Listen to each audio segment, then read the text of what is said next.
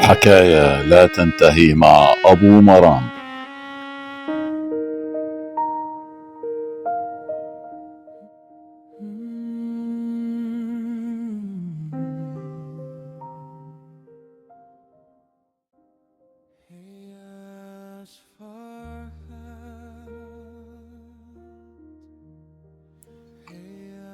هناك أشخاص يا سيدي لا يعوزهم النقص، بل تعوزهم الإرادة.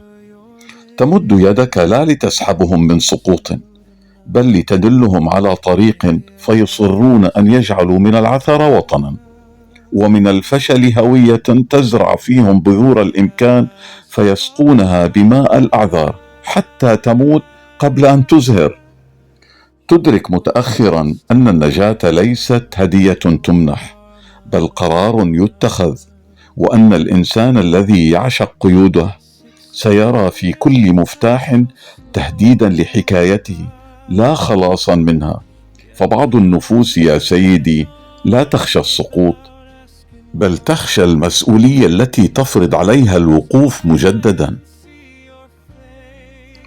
تحاول يا سيدي أن تصنع منه نسخة أرقى من نفسه، لكنه وفيا لصورته القديمة أكثر من وفائه لمستقبله.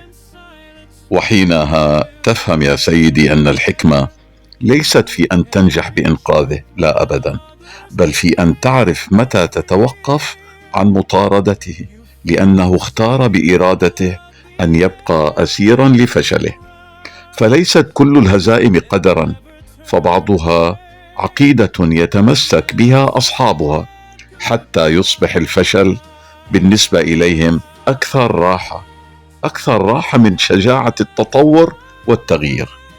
النهاية يا سيدي ليست في يدك دائما، لكن البداية غالبا ما تكون في يدك. ما خلصت لهون الحكاية، لكل حكاية بداية مع كل نهاية. وسلام من أخوكم أبو مرام. سلام.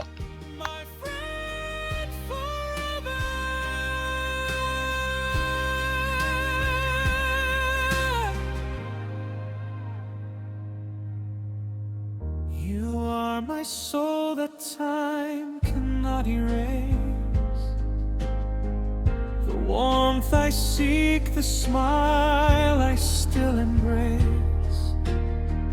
Though years have gone, my love remains the same.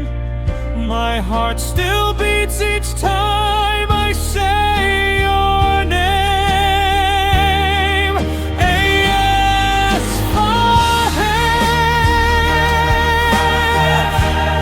I still hear your voice,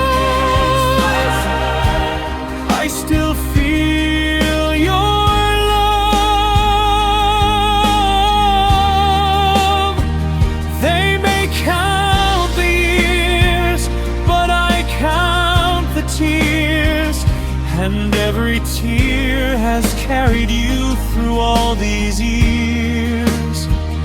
Not for a moment have I let you go, because true love never dies, I know. We pray that God receives you with His grace and grants you paradise, the highest place. And if God wills, one day we will meet where there's no sorrow and hearts are complete. Yes, Farhan, you are alive inside my heart, and there you will forever stay. Hey, yes, Farhan, I will never forget you.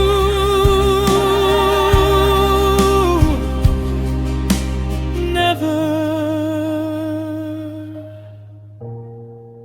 as long as